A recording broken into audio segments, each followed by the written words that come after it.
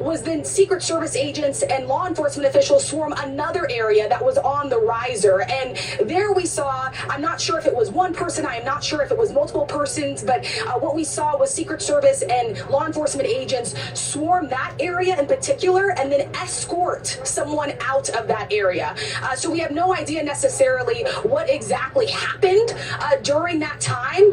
We know that there were people that were just getting down during that moment, and there were screams. Then it took several minutes. First, we saw the former president being rushed out. Obviously, what we saw was the former president. You've seen those images. He stood up, he put his fist up, and it was a sign and signal that he was okay. The crowd then cheered.